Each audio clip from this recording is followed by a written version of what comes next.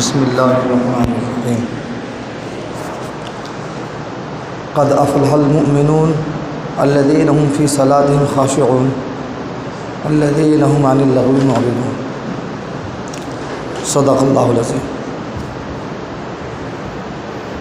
پیارے دوستو، بزرگوں اور بھائیوں،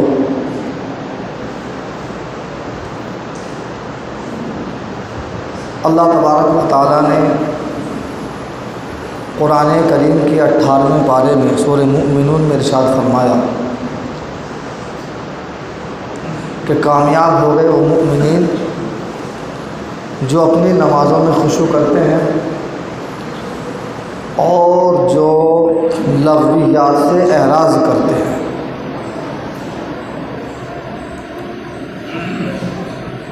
یہ جو اس وقت کا دور چل رہا ہے، 14ویں صدی، اس میں عام حالات میں بھی اور بہت سی جگہ خاص اوقات میں بھی عوام بھی اور تقریباً کئی خواص بھی ہمیں اپنے اوقات کو کس طرح محفوظ کرنا ہے اس کی پرواہ نہیں کی جا رہی ہے۔ اوقات زندگی کتنے قیمتی ہیں، مسلمان کی ایک ایک سیکنڈ، ایک ایک لمحہ کتنا قیمتی ہے،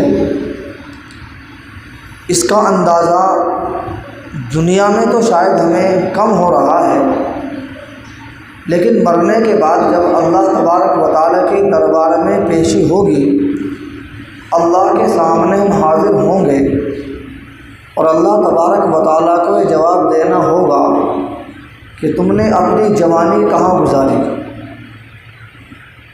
اپنی پوری زندگی کہاں گزاری۔ تو مجھے کہنا آسان، آپ کو سننا آسان، لیکن میدان قیامت میں جب نفسا نفسی کا عالم ہوگا، ہر آدمی پریشان ہوگا کہ کسی طریقے سے میرا فیصلہ جنت کے لیے ہو جائے، میں جہنم سے بچ جاؤں۔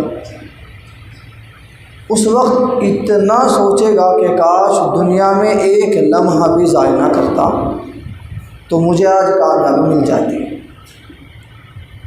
لیکن اس وقت کا سوچنا اور افسوس کوئی فائدہ نہ دے گا۔ اس لیے کامیاب مومن کی صفات جو قرآن نے بیان کی ہے وہ یہ بیان کی والذین هم عن اللغو معرضون، اور کامیاب مومن وہ ہیں جو لغویات سے اعراض کرتے ہیں۔ لغویات یعنی لغو باتوں سے، لغو کام سے، فضول کام سے، بیجا حرکتوں سے، جن کا کوئی نہ دنیاوی فائدہ نہ اخروی فائدہ، ان کاموں سے جو اعراض کرتے ہیں وہ مومن کامیاب ہیں، اور ان کاموں میں جو لگتے ہیں وہ مومن کامیاب نہیں ہیں۔ قرآن کریم کے اندر ایک دوسری آیت ہے لئن شکرتم لازیدنکم،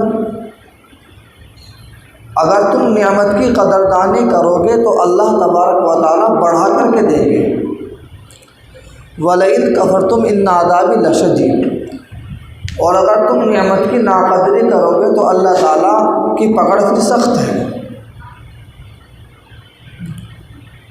اوقات جو ہمیں مل رہے ہیں یہ بھی اللہ کی بڑی نعمت ہے، تو وقت کی قدردانی اگر نہیں کریں گے تو وقت کی برکت اٹھا لی جائے گی۔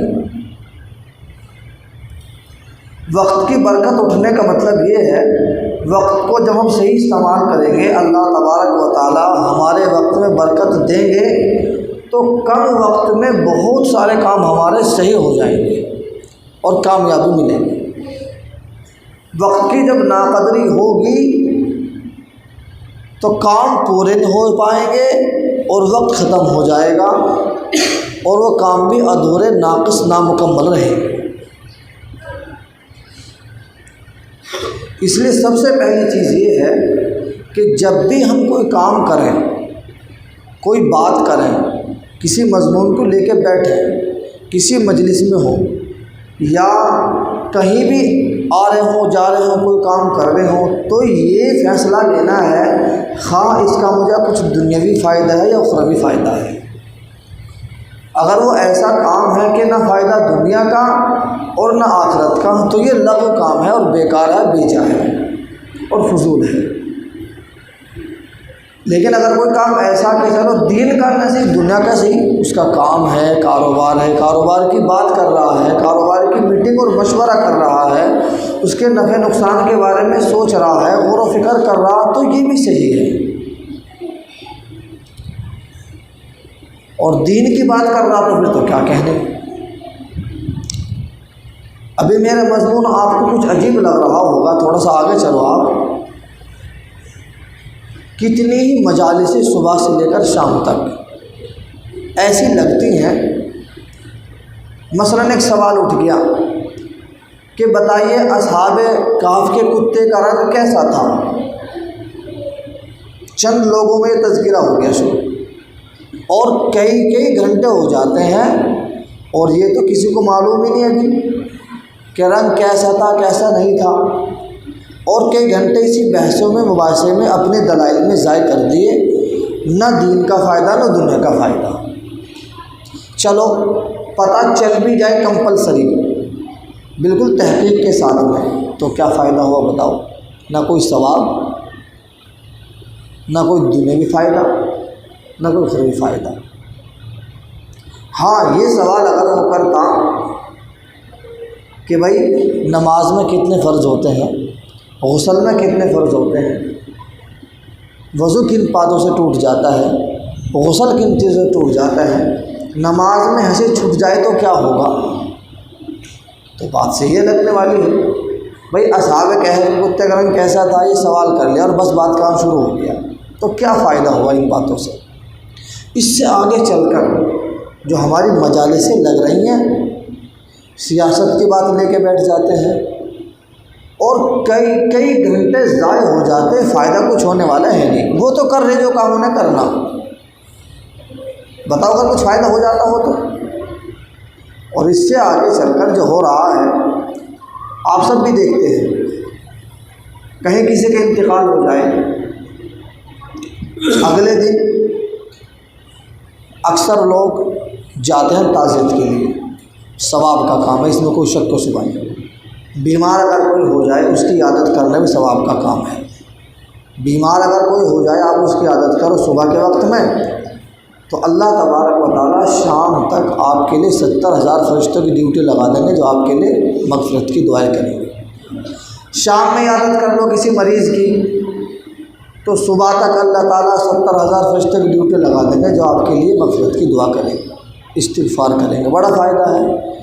اسی طرح کسی کا انتقال ہو جائے، کوئی حادثہ پیش آ جائے، کوئی پریشانی آ رہے، آپ جاؤ بیٹھو اور کچھ ان کی تسلی کی بات کرو، بس۔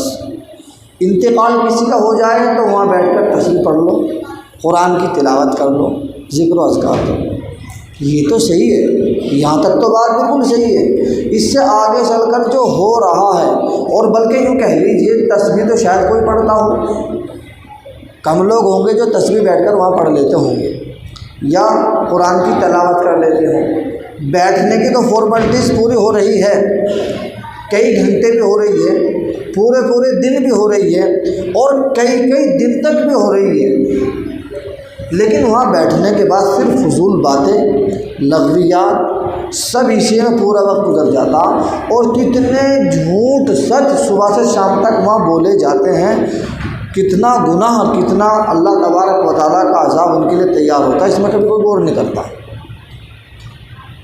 وہاں جانا بیٹھنا تعزیت ہے، ثواب ہے، اچھی بات ہے، اللہ سب کو توفیق دے، لیکن آپ یہ بھی غور کریں کسی مضمون کو لے کے بیٹھے ہو تو کیا۔ مثال کے طور پہ آنے والے اگلے سال میں 2024 کے الیکشن ہے، کئی سالوں سے اسی کے تذکرے چل رہے ہیں، مطلب کیا فائدہ ہو رہا؟ وہ جو ہونا اللہ نے طے کر دیا۔ اللہ تبارک و تعالیٰ نے کس کو دنیا میں کتنا نفع پہنچانا، کتنا نقصان پہنچانا، کون کب مرے گا کب جیے گا، کس کو دنیا میں کیا ملے گا کیا نہیں ملے گا، وہ سب طے ہو چکا۔ میں تو اپنے اعمال کو سنوارنے کے سدھارنے کی فکر کروں۔ حاکم بھی ہمارے اوپر ہمارے اعمال کے مطابق مسلط ہوتے ہیں. ہمارے آپ کے اعمال اچھے ہیں، عمدہ اور شاندار ہیں، تو اللہ تبارک و تعالی حاکم آپ کو نرم عطا فرمائیں گے. حاکموں کے قلوب اللہ کے قبضے میں ہیں، سخت کو بھی نرم کر دیں گے. اعمال صحیح نہیں ہوں گے تو اللہ تعالیٰ نرم کو بھی سخت کر دیں گے. اس کے علاوہ بھی موبائل کا سسٹم لے لو. ایک بندہ رات کو عشاء کے بعد موبائل لے کے بیٹھ جاتا، کئی گھنٹے لیڈو اور پتہ نہ کیا کھیل چل رہا، اس کے بعد ابھی اس کا پیٹ نہیں بھرا، وہ چارپائی پر لیٹ گیا اور پھر چلانا شروع کر دیا، اور جب تک ہاتھ سے نہ گر جائے، آنکھیں یوں ہی بند نہ ہو جائے تو چھوڑنے کو تیار نہیں ہے. اب رات کے 12 1 2 بجے وہ سو رہا، 3 بجے یا 4 بجے، تو پھر کہاں فجر کی نماز وہ پڑھے گا؟ وہ تو 8 9 10 بجے اٹھے گا. انسان کی صحت کے لیے 2 چیزیں بہت ضروری ہیں: ٹائم پہ کھانا، ٹائم پہ سونا. اس میں اگر تبدیلی آئے گی تو صحت کو نقصان ہے. کچھ چیزیں اللہ نے انسان کے اندر ایسی بنائی ہیں کہ جب انسان سوتا ہے تو وہ کام کرتی ہیں. اب سونے کا وقت ہے 10 11 بجے اور سو رہا ہے وہ 4 بجے، تو 10 کے بعد جو کام ہونا تھا وہ کام ہوا ہی نہیں. بیمار تو ہونا ہے ہی. کھانا کھانا چاہیے تھا عصر یا مغرب کے بعد، کھانا کھا رہا وہ 12 بجے کھا رہا، سو رہا تو بیمار ہو رہا. اور آپ سب دیکھ رہے ہیں ہمارے جو بڑے بوڑھے دادا گزرے ان میں جو طاقت تھی آج کے نوجوان میں ہے ہی نہیں وہ طاقت. تو ٹائم پہ کھانا، ٹائم پہ سونا صحت کے لیے بہت ضروری چیز ہے. ایک چیز اور، جب آدمی سویا رات کے 3 4 بجے، اب صبح کو وہ اٹھا نہیں نماز کے لیے، اللہ تبارک و تعالیٰ کی جانب سے جو فرشتہ روزی تقسیم کرنے کے لیے آتا ہے، فجر کی اذان کے بعد جو فرشتے چلتے روزی تقسیم کرنے کے لیے، یہ بات آپ سب غور سے سنیں اور آگے تک پہنچائیں. تو جو بندہ اذان پہ اٹھ چکا، خواہ وہ نماز کی تیاری کر رہا یا نماز کے لیے آ چکا یا نماز کی فکر میں لگا ہوا ہے، تو فرشتہ جو روزی لے کے آیا، گویا کہ لینے والے نے روزی اپنے دامن میں لی، کسی برتن میں لی، اپنے ہاتھوں میں لی. پورا گھر سویا ہوا ہے، روزی تو آپ کو ملے گی، لیکن جس طرح اخبار والا دروازے کے نیچے پھینک کے جاتا ہے، اس طرح پھینک کے چلا گیا فرشتہ. اب وہ کچھ بگڑی، کچھ نحوست، کچھ بے برکتی، اس کے حالات ہم سب پر آتے ہیں. اس لیے وقت سے اٹھو، نماز کی پابندی کرو، اوقات ضائع مت کرو. حضرت مرزا مظہر جانے جانا رحمۃ اللہ علیہ،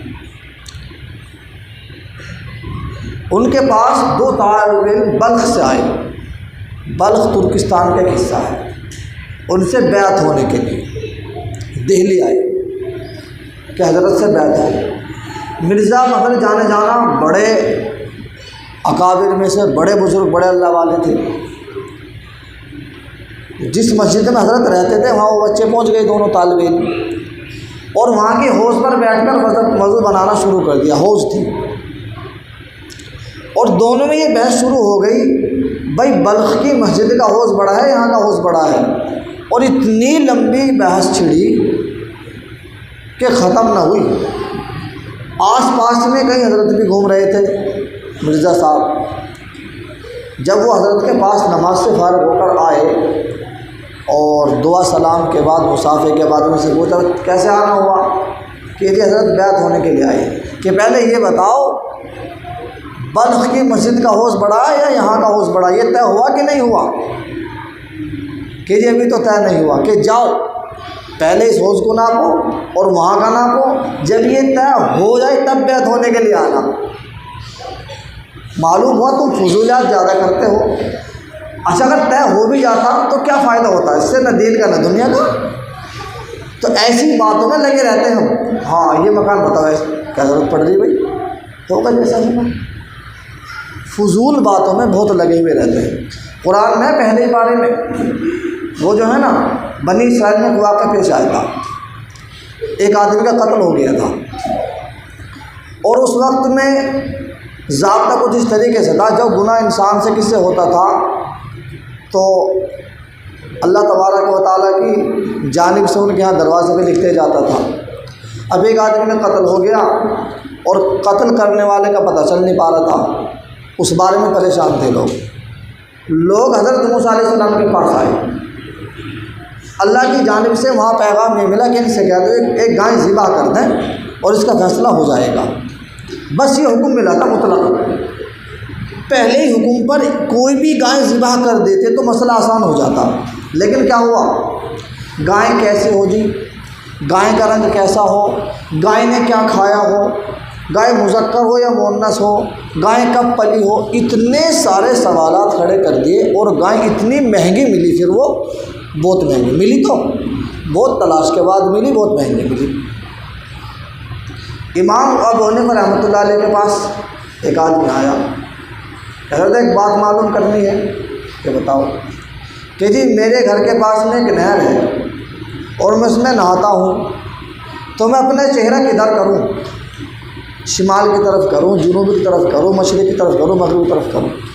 یہ کوئی سوال کی ضرورت؟ بھائی نہاؤ، جیسے نہانا تو میں آرام سے نہاؤ، کہ بھائی تم اپنا چہرہ اپنے کپڑوں کی طرف کرو، کوئی کپڑے ٹھاک نہ ڈال جائے۔ تو بہت سارے سوالات ایسے ہم لے کے بیٹھ جاتے جن کا کوئی ضرورت نہیں ہے۔ تو ایک بات اور عرض کر دوں، ایک تو یہ بات ہے سامنے آئی کہ ہم فضول باتوں سے بچیں، کہیں کسی کا انتقال ہو جائے، آپ سب تعزیت کے لیے جائیں، تسبیح پڑھیں، کم سے کم تسبیح سے پڑھ ہی سکتے ہیں، سبحان اللہ الحمدللہ اللہ اکبر، ہو سکے تو قرآن کی تلاوت کریں، فضول باتوں سے بالکل بچیں۔ ایک کام اور خطرناک چل رہا ہے، کیا؟ اور اب ہر دن بڑھتا جا رہا، کسی کا انتقال ہو جاتا ہے، بات دھیان سے سننا اور دوسروں تک پہنچا دینا۔ کسی کا انتقال ہو جاتا، اس کا فوٹو لینا اور فوٹو لے کر فیس بک پر لگانا، یور اسٹوری لگانی، اسٹیٹس پر لگانا، بالکل ناجائز۔ کسی بھی مفتی سے جا کے پوچھ لو، صرف اتنی اجازت ہے، کسی کا انتقال ہو جائے آپ بطور اطلاع لکھ کر ڈال سکتے ہو، بغیر کسی فوٹو کے، بغیر کسی ویڈیو کے۔ اتنا زیادہ اچھا بتاؤ کیا ثواب؟ ان کے گھر میں حادثہ ہو رہا، انہیں پریشانی ہو رہی ہے، اور تم اس کو اس پر پتہ نہیں کیا کہ وہ بجتا بھی رہتا، کیسی کیسی سنگیت اور کیسے کیسے دھن اس پہ لگاتے ہیں، اس سے تم ہمدردی جتا رہے ہو۔ اگر تمہیں محبت ہمدردی کی بات ہے، سارے ثواب کرو، کچھ بھی پڑھے گے سارے ثواب کرو۔ اتنا زیادہ ہو گیا یہ، اس کے بارے میں اسٹیٹس پہ لگانا، فیس بک پہ لگانا، انسٹاگرام پہ لگانا، اور موبائل میں جو چل رہا ہر ایپ پہ لگا دینا، بالکل ناجائز۔ تصویر کے ساتھ، فوٹو کے ساتھ، ویڈیو کے ساتھ میں لگانا بالکل ناجائز ہے۔ اگر لگانے کی نوبتی آ جائے، کسی کو خبر دینی ہے تو یوں ہی لکھو، بس سیدھا سادہ، اور آپ لگا سکتے ہو، اطلاع کر سکتے ہو۔ اس سے آپ سب اعتراض کریں، کوئی فائدہ ہونے والا ہے؟ دیکھ، گناہ بھی لذت ہے، ایک ہوتا گناہ بھی لذت، ایک ہوتا لذت کے ساتھ گناہ۔ ایک آدمی نے چوری کی، چوری کر کے کھا رہا، گناہ تو ہے لیکن ٹیسٹ تو آ رہا اسے۔ ایک آدمی زنا کر رہا، گناہ کر رہا، مزہ تو آ رہا۔ گھر میں تصویر لگانا، گناہ ہو رہا اور ٹیسٹ آ نہیں رہا، سمجھ رہے ہو نا؟ گھر میں کتا پال رکھا، فائدہ کچھ ہو نہیں رہا، اور کتا پال رکھا، یہ بھی ایسے ہی ہے، اسٹوری لگا دی وہ ختم ہو جائے، گناہ بھی لگا مل رہا۔ اس سے اعتراض کرو، کسی کا انتقال ہو جائے، جوان ہو، بوڑھا ہو، بوڑھیا ہو، عورت ہو، کوئی بچہ ہو، کیا ضرورت پڑ رہی ہے؟ کوئی اطلاع دینی تو سیدھا سادہ لکھ کے ڈال سکتے ہیں۔ لغویات سے، فضول سے اعراض کرو۔ حالات آئے دن بد سے بدتر ہو رہے ہیں، نمازوں کی مکمل پابندی کرو۔ اللہ تبارک و تعالیٰ میں سمجھ عطا فرمائے اور عمل کی توفیق عطا فرمائے۔ وما علینا الا البلاغ۔